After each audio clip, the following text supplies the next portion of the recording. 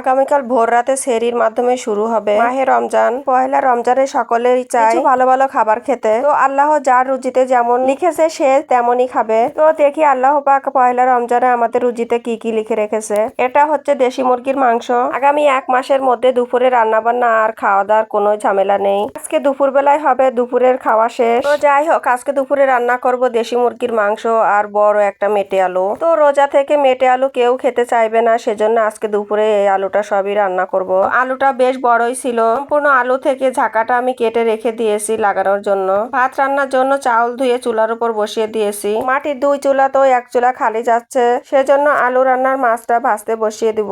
এদিকে মাটির 2 চুলায় পাতা দিয়ে রান্না করছি, আর ওদিকে মেটে আলুগুলো তাড়াতাড়ি কুটে নিলাম। পাতা দিয়ে রান্না করলে কোনো কাজই করা যায় না, তবুও কি আর করব, একা একা সব কাজই সামলাতে হয়। দুপুরে মেটে আলু আর মুরগির মাংস রান্না করলেও রাতে মুসুরির ডাল রান্না করতে হবে। একটা মজার বিষয়, অন্য যা কিছু রান্না করি না কেন প্রতিদিনই সেহরি করার জন্য মুসুরির ডাল রান্না করতে হয়। এটা এই গ্রামের সকলেই করে থাকে। আমি তো প্রথম এ বাড়িতে এসে অবাকই হয়ে গেছি, প্রতিদিনই সেহরিতে মুসুরির ডাল খাওয়া যায় নাকি। তো যাই হোক, ওনারা খেতে পারলে আমার রান্না করতে কোনো সমস্যা নেই। তো প্রতিদিন সেহরিতে খাবারের জন্য অন্যান্য তরকারি ছাড়াও মুসুরির ডাল, গাভীর দুধ, কলা আর আখের পাটালেও থাকে। তো রান্না করতে করতে আমার রান্না সবকিছু কুটাকাটি শেষ হয়ে গেছে। তো ভাতটাও প্রায় শেষের পথে। এদিকে আমার মেরিগুলোর ক্ষুধা পেয়েছে, রান্নাঘরে চলে এসেছে খাবার জন্য। এদিকে ভাত রান্না হয়ে গেছে, চুলার উপর থেকে নামিয়ে চুলার উপর পাতিলে মুরগির মাংস রান্না বসিয়ে দিয়েছি। ফোনে তো দেখি সেহরিতে আর ইফতারিতে কত রকম খাবার খেয়ে থাকে মানুষ। জানি না কিভাবে এত এত খাবার খায়। এই সময়টাতে তো ভাত